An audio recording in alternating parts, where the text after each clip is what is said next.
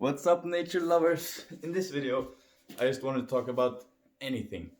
Talk about love, psychedelics, yoga, whatever come up in my mind that I want to speak about. In the beginning, I would like to talk about like love or fear. Are we making decisions based on fear or love? Are you in a general state of fear where you're worried about the next outcome of that event or the past, what happened then? What happens if you do this? What do these people think of me if I do that? These are all just programmings of fear that is pumped out through our society while we grow up in media, in schools, in whatever, even from parents and stuff, because it's not even their own fault. They've just been programmed this way. And now humanity is finally evolving. We're moving out of the dark ages into the age of Aquarius, the golden age, the age of light, the fifth dimension of consciousness, whatever you want to call it. It's here, motherfuckers. You just gotta tap into it. Like, we can talk about like what is enlightenment and how do you get it? That's a question. But to answer it truly is that you already have it. The only thing blocking it is your ego, or the things you think you are, or who you think you are, or all of these things you've built up in your mind through growing up with your memories and traumas and problems, and you've started identifying with all these things, like materialistic things that are in the outside world. And truly, we're just what we are is just one with source, the life. We are the life force of life, just existing over and over again. We are God, nature, whatever you want to call it. But so many people are wrapped up in these dramas of who they are, identifying, oh, they get hurt if I don't agree with you, all these ideals, all these things. People are not really looking at it from the big picture. In the big picture, everything is love. That's all I can say about that. And being enlightened is only loving yourself.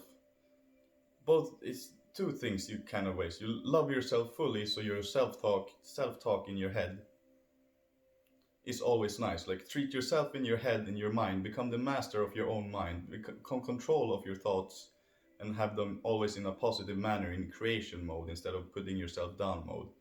The second is learning how to be in the now, in the present moment.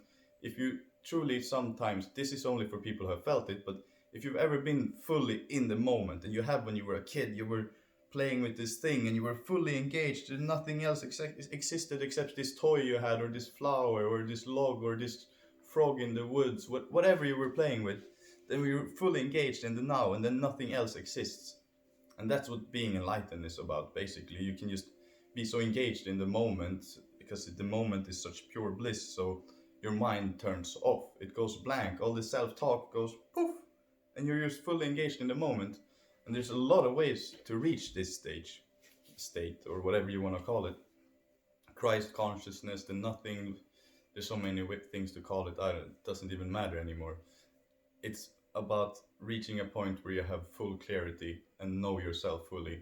And by knowing yourself, you will know every single other person also.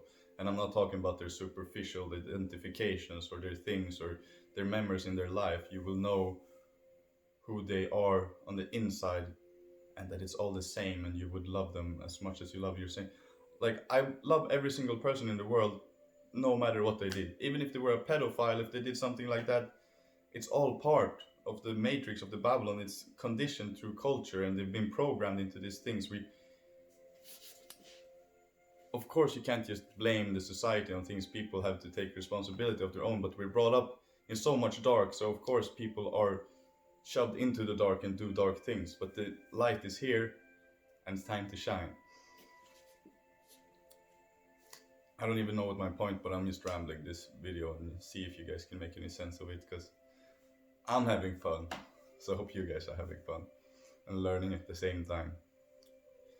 Because we just learn every day, and if we look forward to the next day, like when I wake up in the morning, I take a breath and I'm like, yeah, another day. And just like feel excited, even if let's say I'm tired in the morning. Of course I'm gonna like snooze the alarm if I have to go up to work, but usually no alarm. But this last week I've been working with that thing, and I'll update you more on that later. Then of course I'm tired in the morning, but as soon as I get going and like wake up from the bed, I'm like, fuck yeah, life is amazing. I take a deep breath, I do Wim Hof, I do some yogic breathing technique, I do something to get me going, so I really feel alive in the mornings or in the lunch times or whatever.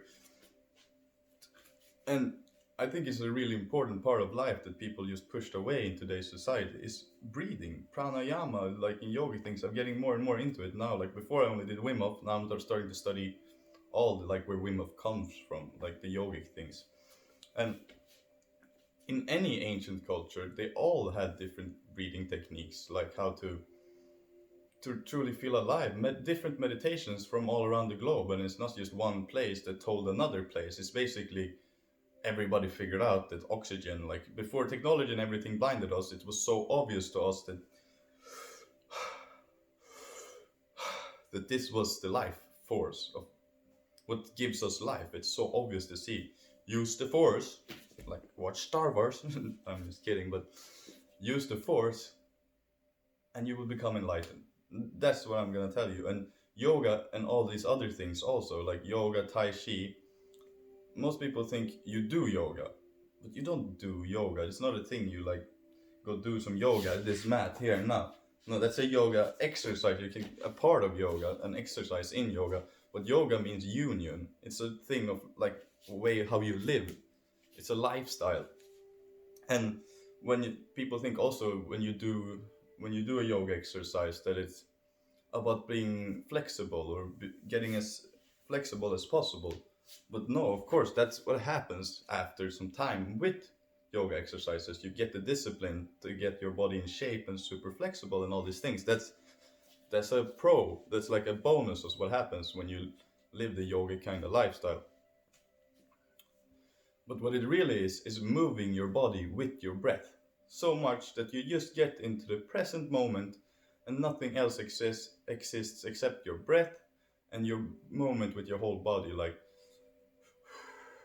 and that's more like Tai Chi, is pushing things away, but it's breathing and moving your body at the same time. So your self-talk, your mind goes quiet, poof, and you just start becoming more conscious and conscious of your breath. After a while, you breathe so much life force in and out of you, just cleanly and deep, like deep breathing that we usually don't do when we walk around in a normal day. That's the biggest problem in today's society where people are not feeling healthy is because everybody's using shallow breaths and even like get nervous and shallow breathe more, and everybody's living in fear and all these things from. But if we start breathing, it's the most simplest thing ever. Like, yeah, psychedelics are great for waking up your mind and like removing limitations in your mind to remove programming. So smoking weed can help you block out the ego. But what truly is the answer is proper breath work. That's like, I would say it even goes beyond doing the like yoga exercises, going tai chi, and if you're lazy, whatever excuse you want to make with your ego, if like just breathing just takes you sitting down and breathe what we normally do on autopilot all the time, but consciously, without thinking. You can think in the beginning and don't judge if you think, but try to always just go back to just being consciously. And if a thought pops up, let it pop up, don't go too deep in it, and try to get back into just being in control of your breath. Pranayama means life force master, or life force control, depending on how you translate it. And it's about becoming the master of the life force. And once you've mastered life force, so mastering life force sounds like a cool thing to say, like mastering life force, yeah, that's new age hocus pocus. But mastering the life force in reality is just mastering breathing. And once you've mastered breathing, you can feel enlightened, be in the present moment, just feel in love with life and yourself and all of creation, and just be all of creation basically, and feel how you're co-creating with it all the time, just through breathing. Like, you can be even like a fat person, or like me, I'm not so flexible, but I'm doing the yoga all the time, getting better, but I'm not so flexible. But I feel truly at peace, I feel at one with life, I love myself and I love all of creation with it, and I feel that life's a blessing and it's just a play. I'm just playing around like a kid every day and just learning new things constantly and going out of my comfort zones to grow. That's the best thing we can do do what the ego doesn't want to do, and you'll get far. I'll tell you that. Just believe in yourself. But it's so simple. Any kind of physical form wouldn't even matter. Like, of course, it's best to take fully care of the body and have a good diet and all these things. But if you've mastered the life force, if you mastered breathing and doing breathing techniques and got this down on the daily, and you build a habit and you start like do it every day for 6 weeks or something to build a habit, then I truly believe you can get enlightened without fully mastering your body first. Because what's so vital for us to feel good and for our brain to get enough oxygen to everything to produce and receptors and the blood, like the most important thing is breathing, nothing else. And I'm not saying that like nothing else matters. The best thing is to combine a good diet, to combine yoga exercises for flexibility, and learning more ways to move your body with your breath, not just sitting down and doing different breathing techniques.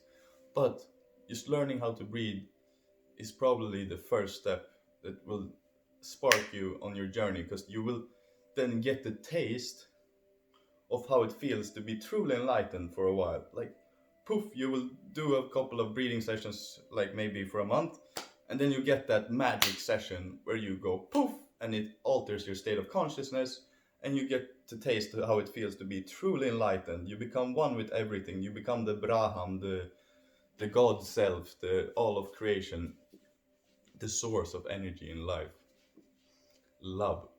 And once you get the taste of that, even if you can't embody that fully and walk around and have it 24/7, that's basically what full enlightenment would be, being in a meditative state of that God self 24/7. When you're awake, when you're asleep, you've mastered lucid dreaming and all those things. But that's not the goal. We're like, of course it's the goal, but it's not about the destination. It's about the journey, and it's about tasting that, at least breathing enough until you get a taste of that, because then you know how it feels, and how it feels to have no fears, no insecurities, no anxieties. And then you'll fall down a little bit, and then you build your way up to it again. And I truly know that, because I've been at the point where I feel truly enlightened, like there's only the now, nothing else exists except when I create. Only when I create do I use my mind consciously. And then you reach that stage for maybe a week or two, and then you fall down. And suddenly, I've had these fluxes over and over again. But it's just about letting go, because once you reach that stage, this is like the next lesson. Whatever, take it as you want. I'm just spitting my journey and a little bit of advice everywhere. If you learn, you learn. But it's about once you reach that feeling that's so good, like becoming God, becoming one with life, nirvana, enlightenment, what more to call it? Reach Christ consciousness, reach the source. Once you've done that, you will want to experience that again, because it felt so good. You were ecstatic. You felt an ecstasy through your whole body, and it's just a big smile on your face. How you like, how cannot? Oh, I'm gonna change the world. Like, oh, I'm gonna. This is how all people should feel. Like, I even heard Sadhguru say it when he was like 25 and he got this the first time. He thought he would change the world within 2.5 years, and it's like 38 years later, and maybe he's changed 1 billion people or something, like in overall, that heard of him and started his meditations or whatever his advice. But once we reach that stage of 1 time or 2 times or 3 times, whatever, we're gonna be like chasing after that, and the more we chase after it with our egos, the further it goes away. It's like chasing your own shadow. You're never gonna catch it. The faster you move, the faster your shadow moves. And then the next step is the art of letting go. First you get the taste of it, then the art of letting go, and once you truly learn how to let go, you realize that you already had that feeling. You were just thinking too much. And that's a funny one. That's like a funny realization to have. So nowadays I'm truly feeling like every moment is a blessing, and I'm not saying I'm engaged in the now 100% every day, because I still think to create. I have thoughts about different things that are happening and stuff like this. But my self-talk is always nice. I talk to myself like I truly love myself in my mind. and I talk to other people like I truly love them, because I know how I treat them is how I'm gonna get treated in the end, or how I treat myself in the mind. So, and even like this is super rare for me. Even if I were to get some thoughts like criticize myself, oh, I shouldn't have done this. It's like I just let them poof. They come, they go. That's not something I give energy to. Poof. You are the master of your own mind. That's also like the part of being enlightened. You become the master of your own mind, or you can say that you lose your mind, and consciously create. You consciously create what to put your focus on. Like if you get, let's say you get 5 thoughts, and you can you become the master of the energy of your attention, and where attention goes, energy flows. So when we put our attention at something, is it a paranoia? Then you start thinking about it. It becomes bigger and bigger, and suddenly you're itching in your whole body and becomes a physical thing. You're sweating, so you're causing yourself to feel all this sweat and all these things just from a thought. You're affecting your physical body with a thought of paranoia. Or let's say the complete opposite. You start feeling completely in love with life. You feel like you're truly enlightened. You just feel this rush of life energy flowing through you and affecting the physical just through your thoughts of thinking about love and how much you love yourself. You start, I don't know if that made any sense, but energy flows where attention goes. Become the master of your own mind.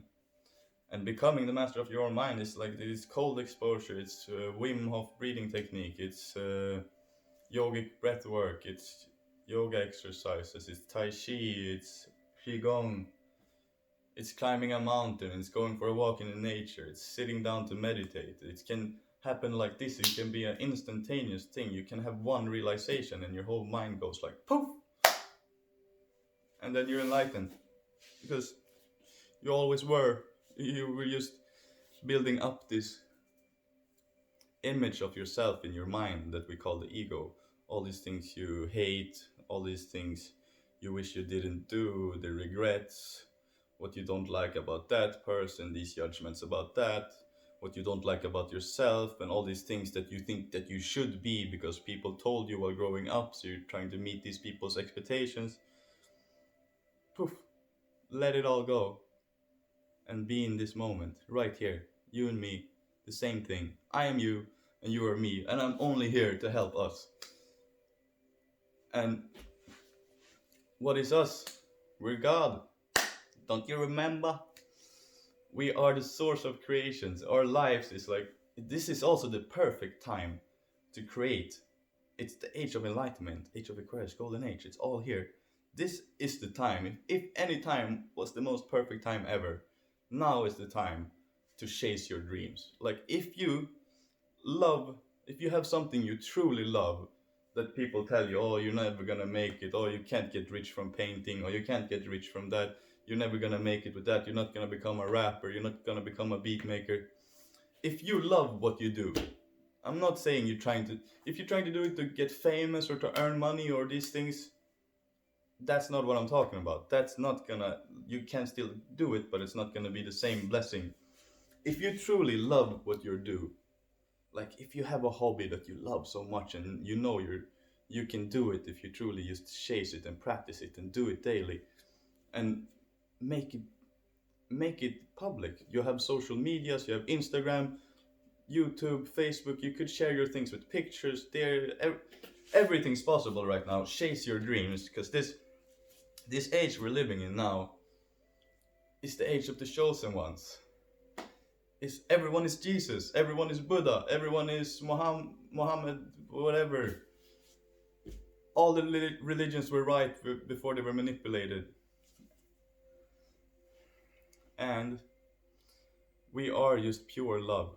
And the love that I have for you all is the same love I have for myself, and it's the same love I have for this plant over here, because it's the same thing.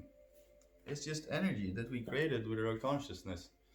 And when you chase your dreams, you start taking that step. You move out of the box of your comfort zone, and you make a video about something and create a YouTube channel, or you create an Instagram and you start posting art pictures, whatever.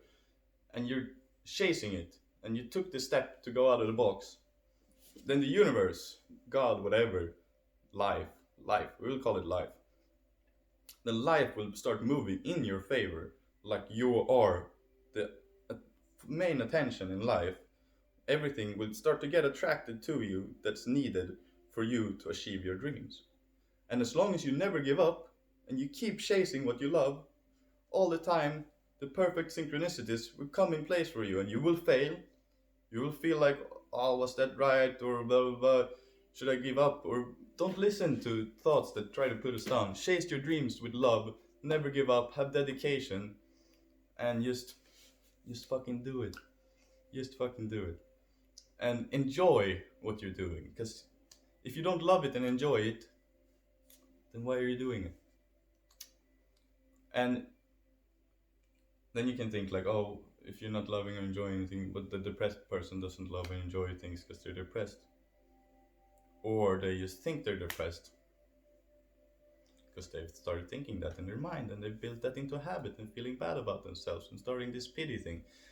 It's like love or fear, you pick one. Are you living in fear? Or are you living in love? It is that simple. Are you a victim or are you a hero? Are you a creator or are you just trying to survive by the bare minimum? Or are you creating your own life? Are you making your life the life you want to live, and not just living the life, not just loving the life you live, but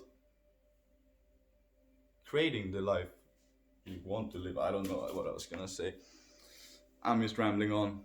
I love you all so much, and I just wish, I'm wishing, but it's also happening because I'm speaking about it and more people are.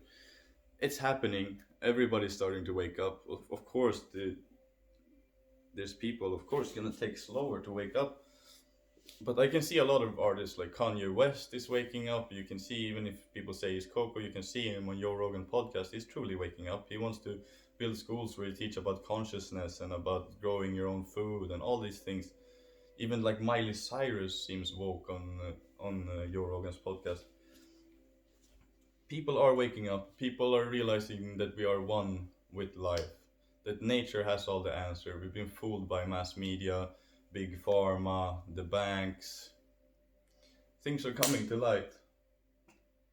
And it feels great to be alive in this time. Like, if you think you're born into like the wrong age or century or something, I felt like that when I was young, but I remember why we're here, what's our purpose on earth, and what we're gonna do, and it's gonna be amazing.